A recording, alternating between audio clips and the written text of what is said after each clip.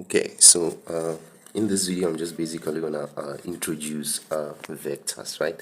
And the simplest way you can think of this is like, let's say you are walking, right? And you're just not walking in any direction. You have to consider where you're going, right? Okay, so let's say probably you move like 3 meters north, and then you decide to like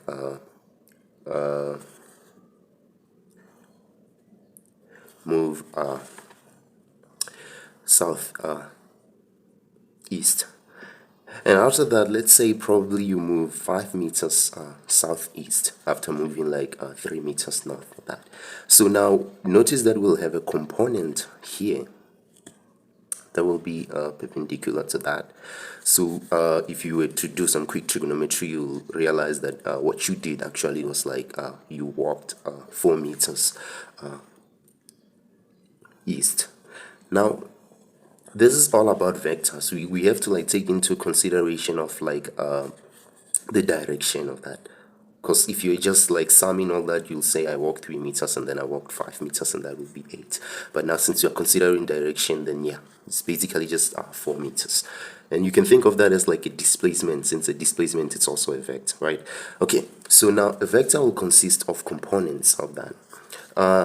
Let's say probably we'll have like an I, J, and K. Those will be the components. You can think of it as like X, Y, and Z, since like we'll be talking about 3D. So now we can either like let's say maybe we have vector A. Let's say that is provided by 1, 3, and 5. So, and we have vector B. I'm just going to denote that with an arrow because that shows like direction is included as well. So let's say we have B, 3, 5, and -1. So now you can rewrite this as like vector A can be given by I, because it's just one I, and then you'll have like 3J, and then you'll have like 5K, and you can rewrite B as like 3I plus 5J minus K.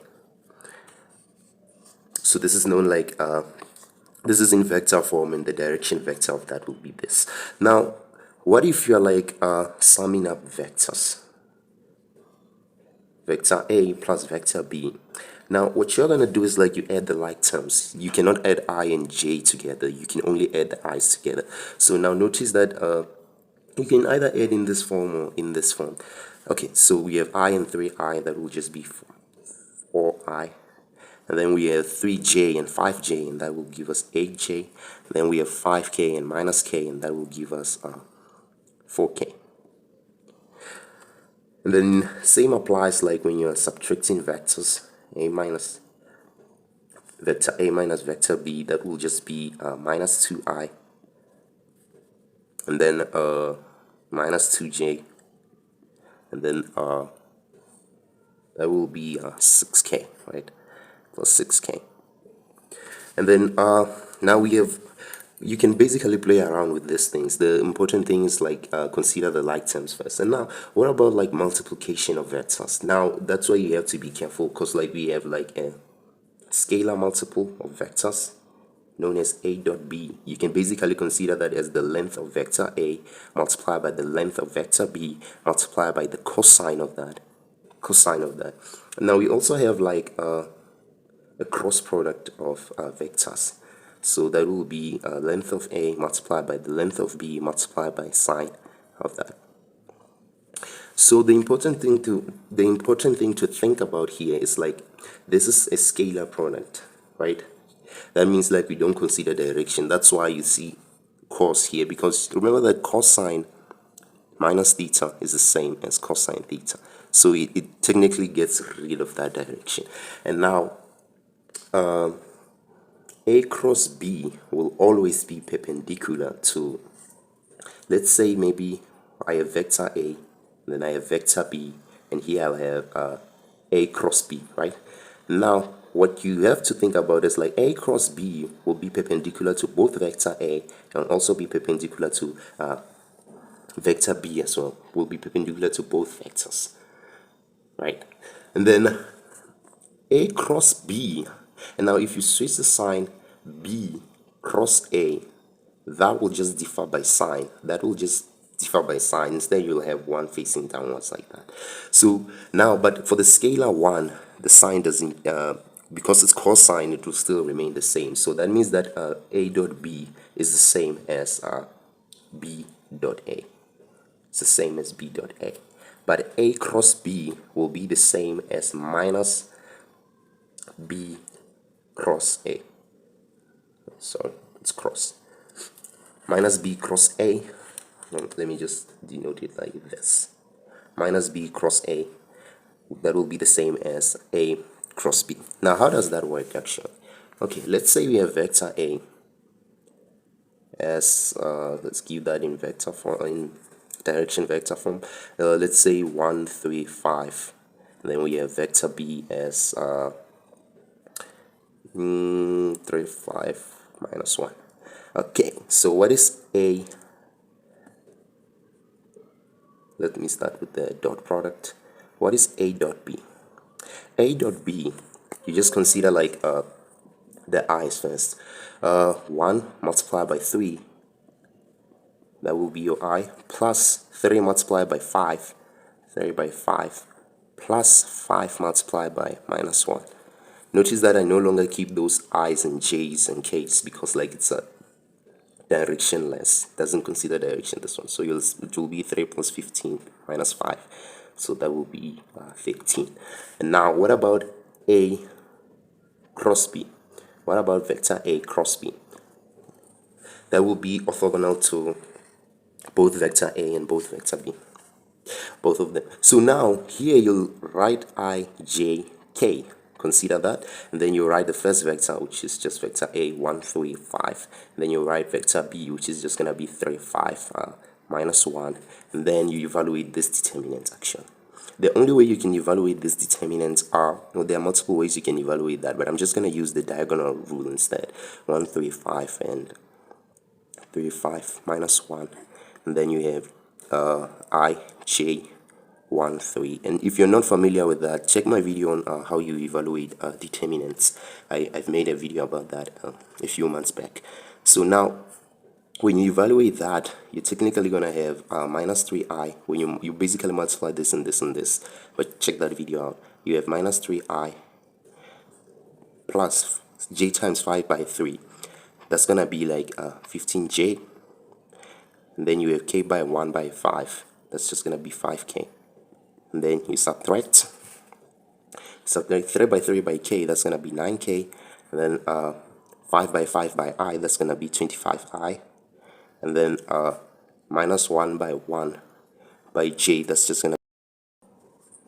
Okay, so now that we'll have minus j, that's minus 1 by 1 by j, that's just gonna be minus j. Then after that you close your bracket there, and then you just simplify that. Where's I? Here you have 25i and you have a negative here, so you have minus 3i minus 25i. That's just gonna be minus 28i. And then you have 15j, and here you have minus j, and you have a negative here, so that will be 15j plus j. That's just gonna be 16j. And then you have 5k minus 9k, that's just gonna be minus 4k, and that will be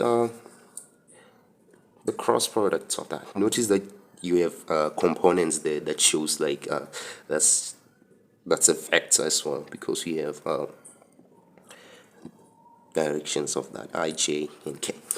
So a cross product of vectors will be a vector, but a dot product of vectors will not be a vector, because that will just be 13, it will just be a number without a direction of that. So now if you have A cross B, what about B cross A? B cross A, you just switch the signs here, so it's going to be 28 minus 16 and 4. And another thing I'd like to mention is that let's say like okay, let's say like you have you have 2 points here, the points A and B. And now let's say we give the coordinates of that. Let's say A is given by 1, 3, and 9, and B is given by 2, 6, and 5. Now, if we're looking for vector AB, this will not be the same as vector BA. right? Because now we have to consider direction. The first thing here will be the initial vector, and then there will be the initial point, and this will be the terminal point of that vector. Initial, and then you have a terminal point there. Then you have a terminal point there. Notice that for these vectors, they are not the same because B here is the initial and here A is the terminal. So how do we get vector AB? So you take the terminal and then you subtract the initial. That's how you're gonna do this. Initial minus, terminal minus initial. So basically now that means that vector AB is going to be what? What's our terminal here? Our terminal is B. So you're basically gonna say 2 minus 1, that's 1. And then 6 minus 3, that's 3. And then 5 minus 9, that's gonna be minus 4. So you're going to have something like this. And now what about vector BA? So you're going to have A as your terminal. So you have 1 minus 2, that's minus 1. And then 3 minus 6, that's just going to be minus 3. And then 9 minus 5, that's just going to be 4. So you see anything similar here? Any pattern that you see here? What I see is that AB will be minus BA, because you can basically see it's just a change in signs, right? So that's another thing I like to clarify from there. A recap is like if vector n is a cross product of vector A and B, then you know that vector n will be orthogonal to both A and B. So that means that n dot A, that will be equals to 0, and n dot B, that will be equals to 0. If two vectors are orthogonal or perpendicular, then the dot product of them will be 0. That's another thing you have to keep in mind. Thus, from this, we know that n will be equals to the cross product of this. Right? Thanks for watching. Don't forget to share and subscribe. And also look at how you evaluate determinants from that, because it's really helpful. But there are multiple ways you can evaluate the determinants. And until next time.